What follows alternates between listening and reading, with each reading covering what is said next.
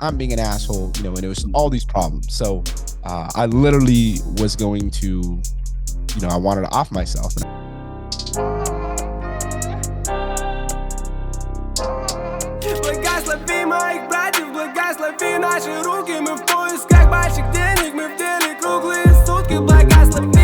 Radio show, man, they everywhere. Hi, Joe. Another episode, Bank Out Radio Show. I am your host, Andres, and I got another Zoom interview for y'all. I have Alundas, who is a father, Marine, husband, servant leader, business owner, entrepreneur, and podcast host. I'm like, that's like, what's that? 1, 2, 3, 4, 5, 6, 7 titles. It means you got to be a different person every day. Yes, sir. It's definitely it's a fun journey, brother. It is. But thank you for coming onto the platform. And I definitely, I've been checking out your stuff. I love the fact that, one, with your podcast, you talk about subject matter that necessarily doesn't get the light of day, like it should, especially with men being vulnerable. You created, I saw that you have a calibration, recalibration group for, is that specifically for men to recalibrate their mind and the mindset of how to look at things and look at their vulnerabilities and to be able to come on the other side of it. Yes, sir. Because what I found was us as business owners, as leaders, I'm a sales guy. So that's why I loved you, brother, is looking at your profiles. You're talking about sales. I'm a sales guy, and for us as sales is we're so used to coming in, closing deals. And that's what life was for me. It was being a closer, being the problem solver, giving solutions. But I'm failing in marriage. I slipped up in my marriage. So I'm open and vulnerable about that, because I'm going to have to tell that to my kids, and I'm open and vulnerable about not having a good upbringing, and really fucking up in my mindset and doing all these different things. So the point of the group is helping the business owners start their podcast, talk about that healing journey. And then consistency with credit repair is key. Whether you hire a third party or do it yourself, don't stop disputing. If you need our assistance with credit repair, visit our website at www.barberstaxandcreditrepair.com. Journey, and then kind of showing them the social media game, because what I found too is whether you're a business owner or not, you either dialed in or you're not. So I have one client, for instance, he's a marriage coach and a divorce coach, and he helps men rebuild themselves. So like we're his podcast, and I'm teaching him, showing him my Instagram, and I'm like, oh yeah, this is what I do, at somebody when you do a podcast interview, and then you can also build a relationship, engage with people and then message them, and then that's how you build relationships. And it's been pretty awesome, because for me, that's all I do, is just talk about my journey, where I was at, how I got out the Marine Corps, and really struggle to just find my way, mess it up in my own life, drinking a gallon of whiskey, wanting to kill myself, and then getting on the mic. Hey, this is the shit. Where we come from is you don't talk about those things. And now people are like praising me, man, you're saying this, where before it was you're a sellout, versus now where it's like, man, how do you get on there every single day and do the same thing? And I'm like, it's because I understand, what it's like to just check out of life, be high as fuck every day, just really be like, oh, I don't want to be here. Yeah. Yeah, I definitely love that. And like I said, I don't think that, we get to talk about it a lot as men and as a society. And I'm going through a situation right now where I've married 20 something years and now going into a new journey, right? So, and to be able to leave that situation, and because I'm still in the process of, but no longer been in that household since August. Still got kids and everything. Got a whole bunch of them, 8 kids. Now 2 of them are grown or whatever now. Still got the other 6. But being able to focus on me now, because I gave my all and I elevated my partner. And in the end, hindsight 2020, but because I've been so vulnerable, I have gotten a lot of support. Awesome. And I have women reaching out to me and men reaching out to me talking about, man, what you're going through is like shitty and everything. It sucks, but it needs to be talked about because you are relatable. And this isn't talked about a whole lot or whatever. So I love the fact that, there are other people out there like yourself who talk about vulnerabilities. and that we shouldn't be letting social media and society paint how culture should be. Because what you see on, social media is all the highlights, the great things. You don't see the processes of what people are going through. You don't see how they're vulnerable, and for them to be safe in a vulnerable state. I'm like, there's no. It's like, people don't want to create these safe places or whatever. So I love the fact that you're doing it. I did read where, what is then you're teaching people or business owners, how to like pull in high value clients and things of that nature, and you're a business owner yourself. So at what point did you, jump into that space of one, or become a business owner? Because I'm like, it's easy to be like, 9 to 5, came from military background, so you had structure and everything like that, and you didn't really have all the necessary risks that you do now as a business owner. So at what point were you inspired to do that? So for me, it's kind of a long journey. So Mhm. 2020, July 2020, I got out the Marine Corps. Mhm. And from there, really was pushing the hard knocks. So Mhm. I wanted to stay in the Marine Corps. I actually was my own boss at 19, so an E4 and enlisted rank 6 position. Okay. And my unit was a little hood. So it was funny, is like they would check you. Like Love it. it was the same thing as the street, and I learned like I cannot be this nice guy. So I Yeah. had that mentality, was my own boss, had all these injuries, my body fell apart. Last 3 weeks, you need to get out, so really had an alignment issue. I went into home improvement sales. Me and my wife had 2 miscarriages, trying to work on our marriage. I'm working 18-hour days. I'm going to college at nighttime because I said I'm going to get this Yeah. degree that's going to make my life be better, which it didn't. Mhm. Mhm. But I was also getting paid from the VA. So, or excuse me, paid to go to school. So Yeah. was going to school, hustling, sales all day. No one's understanding me. Throughout that period, I worked with this 7-figure entrepreneur, this guru, Mhm. who was this man in podcasting. And he really got me on this journey of, you need to start your podcast, because he got out of prison and resonated with Mhm. my story a little bit, and he just really took the time. I just really took a year of my life, and just kept commenting on this dude's shit, and eventually Mhm. became friends with him. Hey, do you want to be somebody that helps get people into my community? So he taught me the ropes. And then I started working with him March, or excuse me, so 2020 July, 2021, I did the marketing for him and like really getting Mhm. people into his community. 2022 April, me and him had a conversation. I actually was working for a VA claims company, helping veterans get their VA claims up. And Mhm. my nanny moved to Minnesota. So I'm stuck with, at that time, we had a 6-month-old, and I'm stuck Mhm. with her. I'm literally holding her, brother, making Mhm. sales calls, working 60 to Mhm. 80 hours, barely Mhm. sleeping. And in my head, I start checking out because I'm capped out at my 60K. And I'm Mhm. like, why should I work if I can close all these deals in 2 weeks? It doesn't make sense why I work the other 2 weeks. So I'm Mhm. getting in trouble with the job. And I'm telling my boss, I'm like, hey, man, we have a meeting. And I'm like, hey, just let you know, like my nanny moved. I'm making sales calls holding my daughter. He's like, you need to be making more cold calls.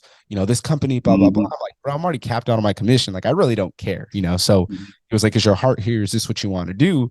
This was a Wednesday. Me and my wife talk. By Friday, I'm like, fuck it, I'm quitting this job. So I Yeah. go back to that entrepreneur, me and him start talking. Let's start a business. He taught me some things, but I didn't make any money working with this guy. Mhm. So it brings into December of last year, 2022. And me and my wife were about to get a divorce because I stepped out of our marriage. I kissed another woman Mhm. back in January 2022 because I was drinking heavily and really Mhm. was just going through my shit. We're going through the rough times, and some girl Mhm. just really took the time to just ask questions and really Mhm. listen to me, because for me, I felt misunderstood that I'm doing all these things, not Mhm. feeling appreciated, not Mhm. able to have this communication with my wife. I'm being an asshole, and it was all Mhm. these problems. So I literally was going to, I wanted to off myself, and I was having all these Mhm. bad emotions. I had 7 people close to me die too. Mhm. So working through some trauma, working through, Mhm. at that time, almost a year, now 14 months sober of drinking, but I was drinking a Mhm. gallon of whiskey and really going through my shit. So interviewed this man, Sean Michael Crane. And I seen him on Brad Lee. I hit him up on Instagram and I was like, hey man, your Brad Lee episode was fucking amazing. I want to talk to you. Mhm. You Yeah. got out of prison, you built this company, you Mhm. help men, and had a conversation with him. And he's like, you need to be more disciplined than ever. Like, I'm in the gym, my nutrition's Mm-hmm. not there. I'm not the best that I can be. So he's like, Mm-hmm. hey, what you need to do is figure out the man that you want to be, because what I was talking about was my dad was abusive, always cheating on his wife. Uh, Mm-hmm. the way that was perceived to me is, if you don't have 4 girls at once, you ain't shit. So Yeah. he's had this of, I need to be this player, I need to be this, and not really knowing my worth. Plus, when I grew up on my mom's side, I had a racist white stepdad who didn't like black Mm-hmm. people. So it's very difficult, Oh, because it was yeah. like, you We can't have be a lot that of similarities. yeah, you can't use that slang or whatever. So really I start figuring my stuff out. And then that Uh-huh. partnership failed in December. So by February, my old business partner sold his podcast production agency. And since he taught me Mm-hmm. everything, I was like, and I took 6 months doing video editing, which I realized Mm-hmm. I'm a sales guy, bro. Mm-hmm. I'm not good with technology. So that's not for me. Mm-hmm. I know how to do podcast stuff because we do this every day. So Mm-hmm. there I really just started developing my program and what's going to be different. I knew for me, it's the mindset stuff, because like we're talking Mm-hmm. about being vulnerable, whatever. I went on a 150 podcast Mm-hmm. talking about my old business partner, and that was draining the life out of me. So I got to that point where I was like, I hate talking about the who and who I was and what, because I would go through every single story. I would talk about the shooting of my stepdad trying to kill my wrestling coach, over my mom having an affair, and like all these things that were just going all crazy, and it was draining my energy. So created a program behind that. And then now, have it dialed into where I literally just talk about my life every day. I show you I'm in the gym. I show you my Mm-hmm. nutrition. I show you my conversations with people. Mm-hmm. And we talked about vulnerability. A lot of things that happens with people is they don't want to talk about the things. And like you said, you're going through the hardest part of your life right now. That's the power in it, is you're Mm-hmm. talking about what people don't. And now they're reaching out to you and they're like, Andreas, how are you doing it? How are you Mm-hmm. showing up in a better light? You're like, bro, I'm talking about what's uncomfortable. And it's freeing, because when we It don't, is. like, when I lied for 11 months and I didn't tell my wife what I did, it Uh-huh. fucking sucked, because I look Yeah. myself in the mirror and I'm like, I don't respect that man. But now I do, because I'm like, man, I don't care what it is, because regardless, that shit's going to get out and you're going to Mm-hmm. think of whatever you want of me. But I know for Mm-hmm. me, I'm vulnerable, I'm honest, and I work my ass off every single day to be that man that I admire, because I Mm-hmm. didn't do it when I needed to. Yeah. Yeah, I definitely, like I said, I love it. So in doing that and building your business, right? So now you're starting to attract people. How was that for you? Like, how'd you land your first client? And then two, when you started expanding, you can't make a living off of just one client. How was the community receiving it as far as you going in and with that sales approach? Oh, so I struggled immensely. I landed my first client because I really was just listening on social media. So I was failing a lot. I had a lot of Mm-hmm. offers that didn't convert, Mm-hmm. DMing people. Oh, the problem was I didn't have proven results, because I had proven results for that guy, but no Yeah. testimonial. So Yeah. it was really hard. And plus, I had to learn about pricing. And it was Mm-hmm. like, so I messed up too on the pricing, because the guy I worked with had a premier offer. He had proven results, so he's charging 2K a month, 1K a month for production. I couldn't do that. For me, it was Yeah. the video editing. So it was getting clients, doing production, things failing, Mm-hmm. losing my first 2 clients. And then Mm-hmm. I was like, well, the way that I got started on a podcast was $47 a month mastermind that really taught the foundational principles and A Mm-hmm. through Z essentially. But what I created was different. So I got 7 people into this group, Mm-hmm. found out that 6 of them just didn't resonate with it. Mm-hmm. I had a sports analyst, a couple of different people, and they just weren't ready at the time for the podcast. So it sucked, because I was so happy. I put out an offer on my story. I'm DMing people. I'm closing deals. In my head, I'm like, bro, I'm fucking good at this. I can do this all day. And it's just alignment to where I was just like, bro, this shit is draining, to It where they is. produce their podcast for $47. And I'm like, bro, I don't even charge that much. I charge $297 a month to Mm-hmm. do 4 to 8 episodes. And if you want to do more than that, we absolutely can. And I'll leave it at that number. So Yeah. it was just draining, because these clients wanted certain things, and I was giving it to them thinking, oh, I'm going to get this testimonial and it's going to build my business. And instead, I'm overextending myself, not making any money and not feeling good. Because take in mind, like I said, I took care of my 2 kids. I have a 2-year-old now, 8-month-old. Mm-hmm. My wife just had brain surgery. So I have all this shit going on in my life. I get up at 3 a.m. going to the gym. I barely fucking sleep. And it's just like I Mm-hmm. was overextending myself. So it was extremely rough there, to where I realized like the alignment portion. And then now it was, hey, have a couple people in my low ticket mastermind, and then I have a couple people that I finally was able to get on the $297 a month doing the production. So it was learning the hard way, losing clients, losing the testimonials that I wanted so bad that I realized like I had to come up with a different energy. I definitely, and this thing I can say, I tell people like I have a degree in business concentration in marketing, right? And I've always loved marketing as a high schooler. I was selling candy, flipping this, flipping that, or whatever, making money. So I knew that that was my lane. I just didn't understand what I was doing, the concept behind it. So then I'm educated and I understand now the techniques I was using. But I say that to say that sales will make or break a person in real time. There's a lot of business owners out here that I have conversations with. They want marketing. They don't want to pay for it or whatever, or they want it to be cheap. And I tell them all the time, no, you can't do that or whatever, because it doesn't apply. And then on top of that, I'll be like, so what do you feel like you need, to grow? Not only with marketing, but sales. Yeah, because like 90% of y'all can't do this. You can't. Nope. You have to have someone who's experienced, who's driven, ambitious, because depending on the industry and stuff like that, your closing ratios are, anywhere between 1% to 20, depending on industry or whatever. So that means you have a lot of no's before you get those yeses. And in those no's, it gives you real-time data. So your approach is a little bit different each time that you're dealing with somebody until you know what I'm talking about. Well, I'm laughing because what you're saying happened to me yesterday. So I have a therapist. He's a Navy SEAL, and he used to be a Tony Robbins. He is a Tony Robbins certified coach, and he did that. But yesterday, he was like, "So what do you want to work on?" I'm like, "Well, I'm really just focused on my business right now." So my therapist is giving me business advice and breaking it down like with SMART goals, the way Tony Robbins would do it. And then that was one of the conversations we had. So he's like, "So what are you doing right now?" And I was like, "Oh, I've been DMing 20 people a day just because I've been so focused on taking care of my wife or whatever. And like, I'm just trying to attract this person."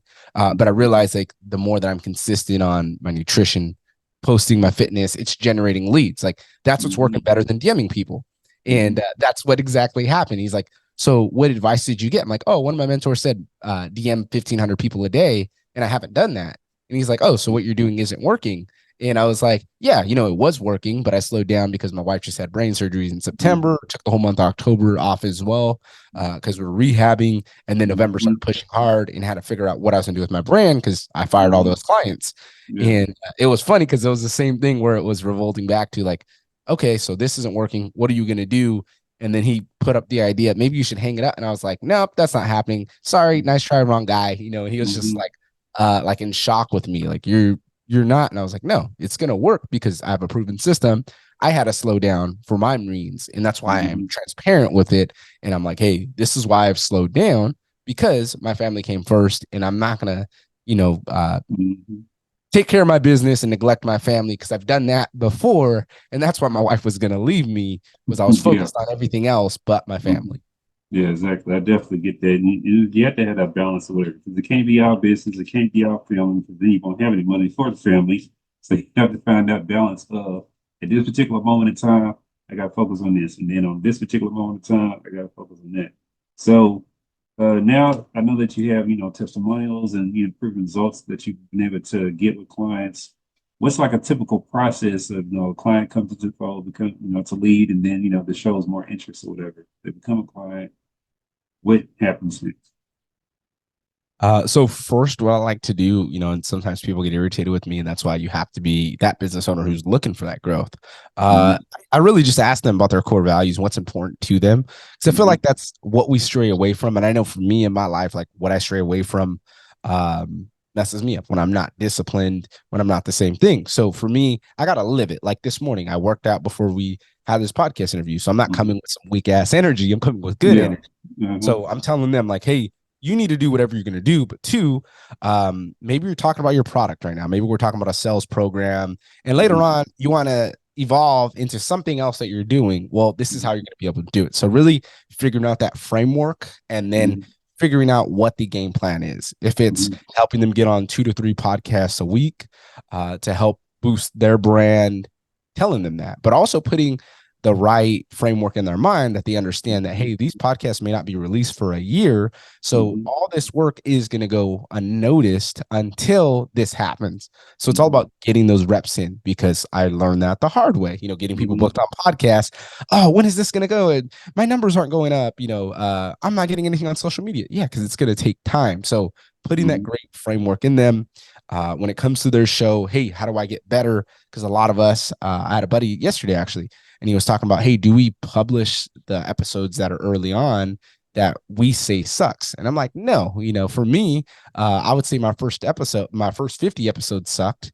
And my guru told me, his first 100, and he interviewed Andy Frisella, Grant Cardone. So I'm like, if he's saying his first 100 sucks, it's just the level of what we expect, because we're perfectionists. We want to give the best thing. So for me, like, I'm not afraid to show what I was in the past, because I've worked my ass off to where I'm at now, to where like me and you are having this conversation, it's flowing, it's so forth.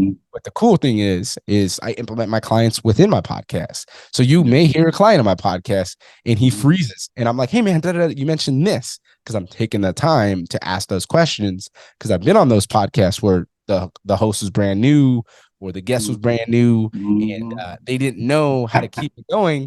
And I'm in sales, but I'm a little introverted as well. So if I don't click with somebody, I'm like, oh, this dude, and then I just completely check out, So I've went through that in podcasting, and that's what I do with my clients, is like kind of prep them. That way they understand because not everybody's going to be dialed in. Not everybody know that, but two, knowing exactly where to surround yourself and what podcast to go on, like yours, brother. You've been doing this for a hot minute, so you know exactly what to do versus like a rookie. It's going to be a different conversation, you feel. I'm so glad you brought that up, because I was going to bring up some experiences I've had in the beginning. And like you said, I like to keep up my old episodes because I get to see the growth. When I first started, I was more, dry with the questions. I still, asked engaging questions, but the delivery of them were not with the personality. And then, I also had dry guests. I actually ran into one of the girls that I interviewed like 6 years ago, and she had told me that she had gotten better because it was her first time or whatever, and I knew that and everything. But people go back and they take inventory of how they work, and they're like, oh, okay, I could have done this better or whatever, which is great. And I don't mind people being like, I've had a lot of first time guests this year. Last year, I think I did, what was it? I set a goal to do 100 in-depth interviews. And when I tell people in-depth, that means 20 to 30 minutes minimum. That's a lot of work, as you know, because, we edit our episodes and stuff like that and put them out, regardless of being video or audio. Then you got to create reels and all that stuff for them. You got to do your promo for them and things of that nature. I also interviewed people because I went to different like pop-up shops and stuff and captured like news and did like small little interviews. I think last year I did around 150, 175 interviews. This year I didn't do that many. I think I'm up to about 40 something because I had other projects, and we're about to get into that as well as like, how podcasting will turn into production. It's a natural transition. And I realized that. But next year, my goal is to do 200 in-depth interviews. See if I go ahead and knock that out. And if I add up all the other interviews that I've done before, I think since 2016, and this is a guesstimation, I think I've done around 800 something interviews. That's incredible, brother. Yeah, and that's not even the most. I talked to a gentleman probably about two and a half months ago. He's up to 1,500. I told him that next time, because he puts them out every day. So he shoots all of his on Monday, and they put them out every day. Every Monday, he's shooting 7 episodes. I told him by the time I talk to him again, he'll probably be up to 5,000. Man, that's the cool thing too, is the reps, and that's what I tell people all the time. Like, I don't have time. And they're like, yeah, you do.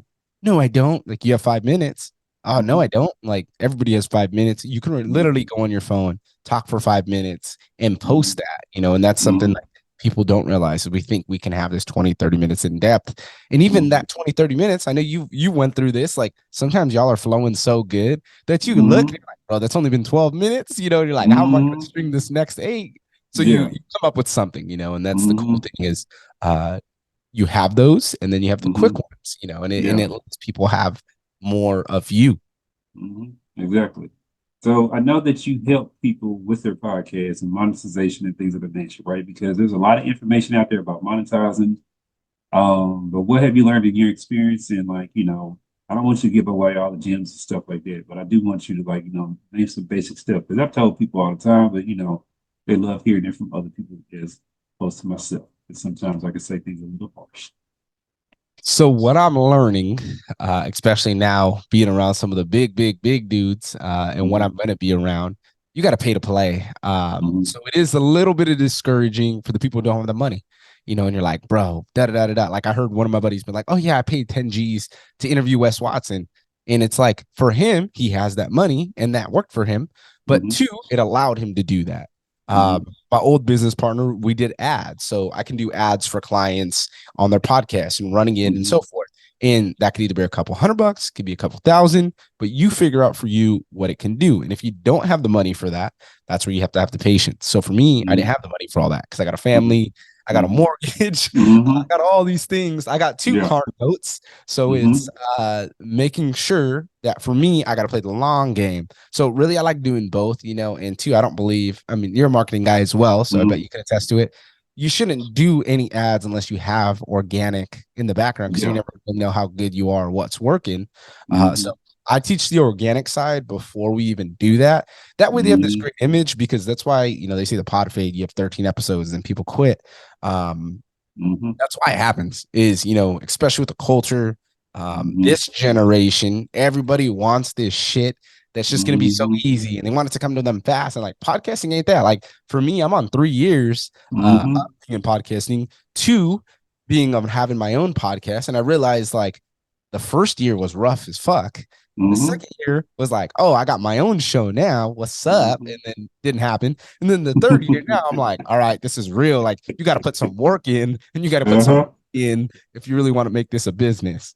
Yeah. And then, like you said, it grows from there. So, like, what was it? I think until let's see here, 2016, so 7 years. So around my fifth year, I was looking for expansion because it can't just be you, because you can saturate, right? Especially if you're not going to.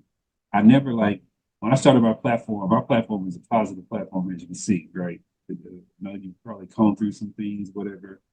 Other people, start their platforms chasing celebrities. I never did that, never will do that. They also run with negative connotations.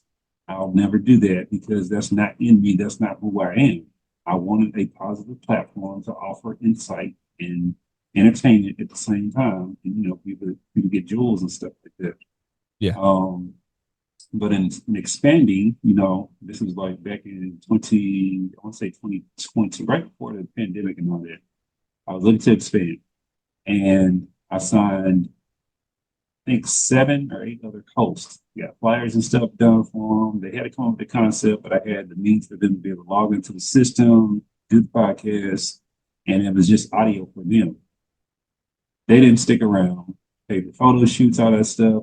No, they all, some of them, did some shows and stuff like that. But like I said, people don't understand what podcasting is still, as far as what you have to do in order to make it successful.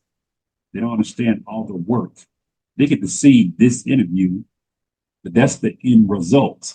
That is not the beginning stages of it. I love that you mentioned that, brother, because that's literally something that I was on a podcast yesterday about.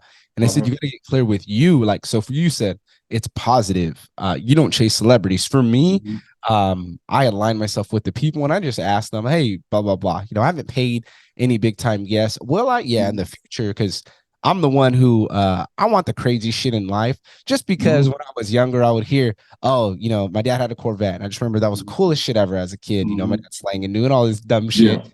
But he had a Corvette. So I'm like, oh, that's fucking cool. My mom would be like, you can't have that. You know, the Mexican side. Oh, we're Mexican. You know, we take Mhm. care of our own and da da da. I'm like, Mhm. nah, we're fat and happy eating carne asada and drinking beers. And like, that's not life for me. You know, like for me, I want to say I'm going to get a Rolls Royce to get it. So like, I believe in those things. So I'm going to push myself to that and align myself to that and be Mhm. around these people. Mhm. That so like I align myself to those people. And also I cuss a lot. So people are like, I said mother effer a lot. And they're like, why do you Mm-hmm. keep saying mother effer? Because I'm talking to my younger self and I'm lighting that fire because I need that. It's not because of anybody else. So some Mm-hmm. people get offended. And Mm-hmm. especially with my quotes or whatever I'm talking about. Mm-hmm. The other day I went on my story, for instance, and I was like, if you're a man and you're married and you want to have female friends over here, like you're being a bitch. Like, why are you going outside of your woman when you know Mm-hmm. that you're having problems? And somebody Mm-hmm. was like, well, I'm married and I have female friends and da da da. Like, that's you, brother. But if you're trying to Mm-hmm. restore your marriage, you're trying to work your ass off on it. If you fucked up the way I did, it's not going to align you to good things. And you Mm-hmm. realize that based off that. So I'm not talking to you. And if you have a problem, hey, I'll pray for you. I love Mm-hmm. you. I'll talk to you later. But for me, I talk in a certain way because that is me that I'm talking to. I'm talking to that Yeah. man who do the same thing, who has the ego, who Mm-hmm. likes to drink because he thinks to get the mouthpiece and it doesn't lead Mm-hmm. up to good things in life. So Yeah. when I explained it that way, that person was like, oh, I thought you just had a problem with me. I'm like, no, you guys take this shit in a different light. Like, I'm talking to my Exactly. audience, not who you are. So that's why when I say certain things, people get mad and they're like, you're Uh-huh. materialistic. Bro, I came from a Uh-huh. place where they would tell you what you are Mm-hmm. and you're never going to be shit. And I just Yeah. didn't believe that. Like, I would sit there Yeah. at school, even in college, you know what I mean? Got the business management degree, concentration in Mm-hmm. entrepreneurship, go to Uh-huh. sales jobs. They're eating me a fucking alive. Oh, well, you moved around 4 different times. And I looked at this interviewer and I was just like, man, I understand that I moved around different times, but what you don't understand is life happens. Mm-hmm. Actually, me and my wife had 2 miscarriages before we had our daughter. My Mm-hmm. grandfather died. Mm-hmm. I got out the Marine Corps. I'm dealing with addiction. Like, Mm-hmm. I don't care that this is an interview or whatever, but this is an alignment for me. If you're going to be chewing me out about how I need to move around because of my life and the Mm-hmm. jobs that weren't supportive of that, I've worked the 60, 80 hours. I've made the money. Mm-hmm. Honestly, I can make the money and I'd rather be broke than work somewhere where I'm not valued.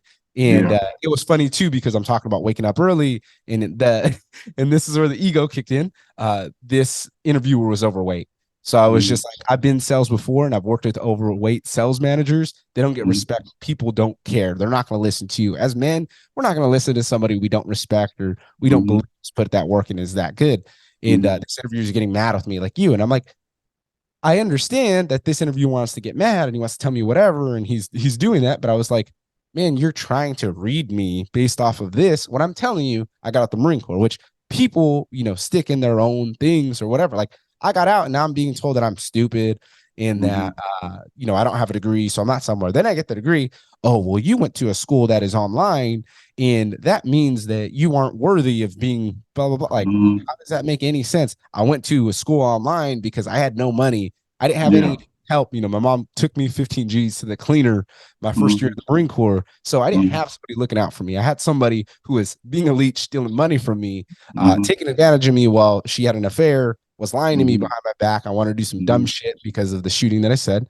Mm-hmm. And I found out that she was still with my wrestling coach to this day, which butchered my name. I lost family, and I can't tell this to an interviewer. So I was just like, the fact is like they want to read you, they want to label you, tell you you're something where they don't understand Mm-hmm. that whole journey. And that's what's cool Mm-hmm. about the podcasting. It's like I literally just talk about the journey, and I'm like, man, people don't understand what you've been through and why you Yeah. are the way you are. But we want to Mm-hmm. look at these minuscule things versus that. Mm-hmm. Maybe you had this. So like now I understand that because it is difficult, whatever path you are on in life. But if you understand people and Mm-hmm. us as sales, we pay attention. That's all we do. We have to pay Mm-hmm. attention. Like if you Mm-hmm. just listen to somebody talk, you're gonna know exactly where they're at. You're gonna know exactly their work ethic. All you got to do is just ask them about their habits, and then you're gonna know everything you need to know about them. And Mm-hmm. that was something for me where I was just like, I asked this interviewer about his habits. He's like, "This interview is supposed to be about you," and I was just like, "I don't want to work with you." And he's like, "Well, Mm-hmm. I'm the one deciding if you get the job or not." I was like, "I'm gonna log out of this Zoom call because I'm not gonna work somewhere with somebody who's trying to label me, tell me what I am when." Mm-hmm. I'm asking you questions and you're getting defensive. and, Mm-hmm. I know this isn't alignment. This isn't a fit for me. Yeah. I definitely love that. I love it. I'll tell you, you have a story, and I think that should be later on put in a book, or it can shoot. I think you even have content where you should reenact at least that interview and put that out. Get to some people that can they don't have to be professional actors. They can help with that selling their story, because that right there will resonate with a lot of people. Yes. Um, so I know that, what I'm saying, you're all about winning and attracting wins and stuff like that and changing the mindset. So, there's a lot of people out there who talk the talk, who want it or whatever, but not necessarily know how to, go about. So I got a few questions I'd like you to answer that, you have posted. How do people maximize their influence? Oh, that's a good one. First, we said, get clear on who you're talking to. Mm-hmm. Um, and I talked about core values. And then the third thing that I always talk about now, is aligning yourself to the man you admire. So I talk to men, so Mm-hmm. that's why I just say man, right? Mm-hmm. So if you can figure out how you're showing up every single day and Mm-hmm. how you're going to present yourself to the world, you can start doing that. So for me, what I realized is like people love consistency. They love discipline.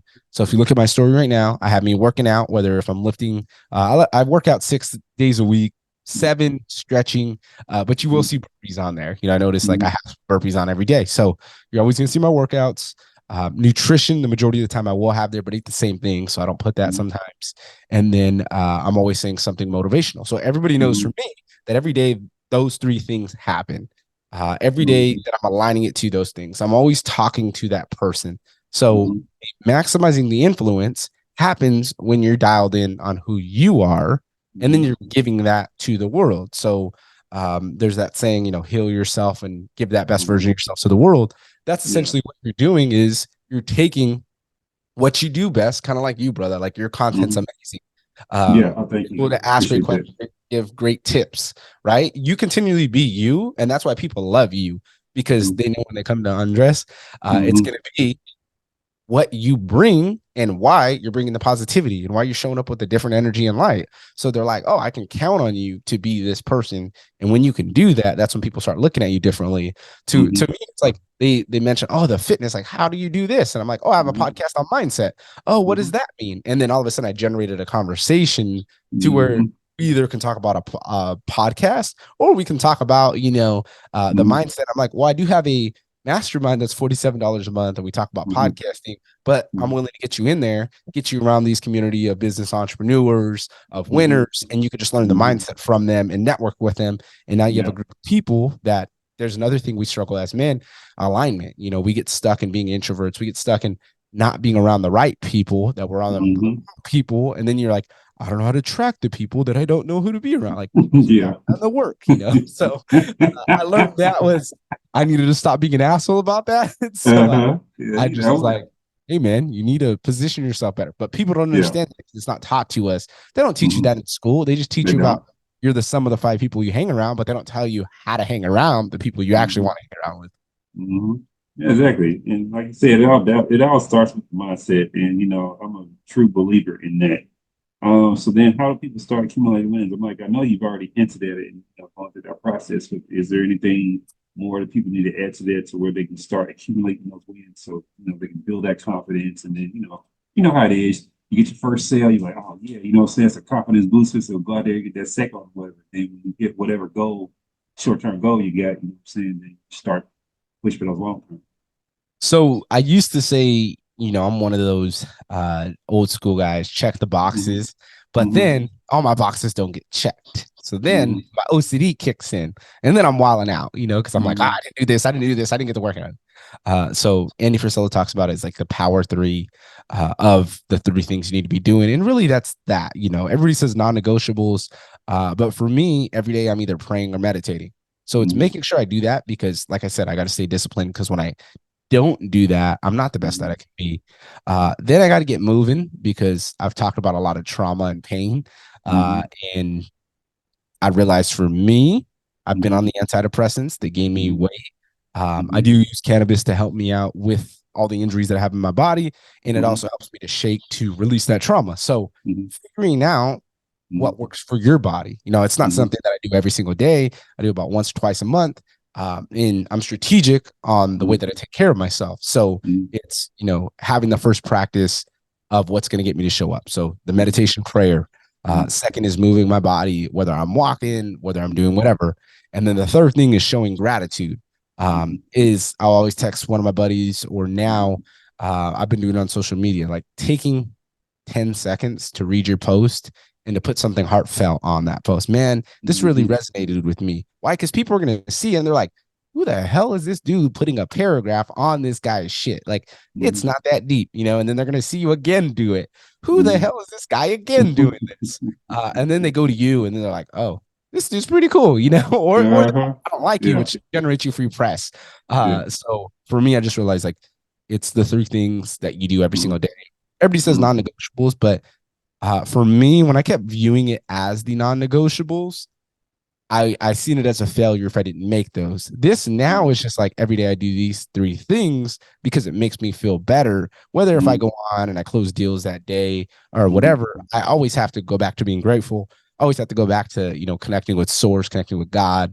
And I always have to go back to moving myself and figuring out, hey, how do I feel better? Because I have all these injuries in my body and I feel like crap. So when I tell people that, they're like shocked, like, you're not going to tell me to do anything else. And I'm like, again, I'm a sales guy, but I've learned like if I don't work out, I'm terrible on the phone. So it's something that I have to do, whether if it's a walk or I'm one of those guys that'll do laps around his house when we're on the phone because it gets me going and I have that energy. So it's just teaching people, hey, whatever works for you is what works for you. So continue to do it if it's good. If it's bad and you're saying it works for you, I think that's where we need to draw the line. Like some people try to say, oh, I work hard and that means I can go out and drink and party. Like, no, you know, I don't agree with that because that going out late Friday night, you're getting up late Saturday. Like, it's not it. I've been there, done that, you know, so it's like people try to argue with you on the bad things and you're like, I don't know that one, you know, they're not there ready. Yeah, they're not ready for it yet. I do have a just question. Since you do meditate and pray, do you drink tea? Yes, green tea. What's the other one? Chai tea, lemon tea. I'm actually gonna do more tea now because I'm gonna do a 7-day fast. Okay. The reason I asked is because one of my other companies I have is called the Cook Shop, and it is I'm in Georgia, so we can't sell cannabis. Well, the THC side will be the hemp, and I've had this since 2018, where I have a combination of like biscuits with ginger, lavender, peach flower, and mullein leaf tea that are integrated with stevia and also the hemp and elderberries. So I want to see some tea. Yeah, I was checking that out yesterday, brother. I was actually going to ask you about that. So thank you for bringing that up. See, we're aligned. Yeah, I'm actually I'm gonna do a 7-day fast. So I come up with these like dumb but achievable goals that people don't believe in. So for me, my old business partner says he's gonna get a 6-pack. It's been 5.5 years. He hasn't done it. Here goes me, my ego, all pissed off. I'm gonna get a 6-pack by the end of the year. Didn't hire a coach till June because I have everything figured out. And then it came into I see one of my buddies post something and he's like, yeah, 45 days. This is 2 days before Thanksgiving. 45 days before the end of the year. What are you doing to push yourself? And I'm in this business call that I'm paying $2,000 a month to just be around these high-end entrepreneurs and to better my business and so forth. And they're like, when is the time that you challenge yourself? So the leader of the group, Sean Crane, he did a 96-hour fast and he's messaging Dr. Gary Brecka. And he's like, Gary Brecka's telling him like, oh, this is what you can do for your fast. And then here goes me. I'm going to do the 96-hour fast, or I'm going to get a Taylor Swift tattoo because I hate Taylor Swift. So when I was in Kuwait, that's all they played on the radio was Taylor Swift. So come up with this dumb shit goal. People are telling me shit like, you're not going to do this, blah, blah, blah. Here goes spinning. And then it goes to the challenge. And I'm like, well, I always make excuses on the fasting because I get migraines and I throw up every single day. So I was like, you know what? I'm going to push this in a 7-day fast. My wife's like, what the heck is wrong with you? Like, why are you doing this? And you know it's going to be hard. And I was just like, when am I not going to do this? And she's like, well, don't be complaining throughout this. So I was like, hey, I'm getting my coffee aligned. I'm getting my tea aligned. Like, I'm going to do what I need to do to take care of myself because I know this is going to be something that's painful. But as you know, brother, you've been through it and you've talked about it in this episode. The more painful things we go through, the more pushing we do of ourselves. That's where we actually learn about ourselves. Yeah. Well, yeah, definitely. I love it. All right, so I know we'll be talking for a minute and everything, and I got some more stuff I gotta do, but we've actually gone over 30 minutes, which is fantastic. I love it. I'm really vibing over here. Let people know how they can get in contact with you, what they need to do if they want to just get some ideas from me, if they want to hire you, do some. I saw that you do social media clips and stuff for people on your website. If they want to learn about monetizing their podcast, all that stuff. The easiest way to find me is Alundas_Havens on Instagram or Alundas Havens on Facebook.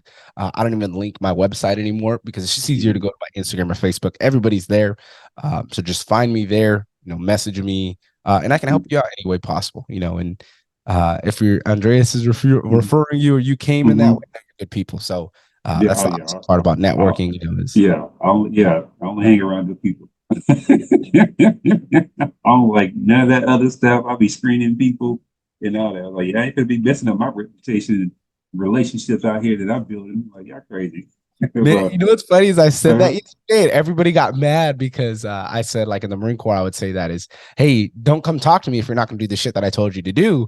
And people are like, mhm, why? And I'm like, because you're a reflection of me and I'm not going to look bad. So I'm not going to exactly. be associated with you. And people are like, you Uh-huh. can't say that. I'm like, you absolutely can, because Yes, you people are can. going to change real quick. Exactly. But I love this, man. I've been enjoying this conversation. Thank you. I'm glad I'm seeing we was able to collaborate, and I definitely want to bring you on in the future and talk about some stuff. Yes, To sir. And I see got to how get you mine hey, as well. hey, I'm all game for it. Just let me know. Yeah, I'll But message you on Instagram.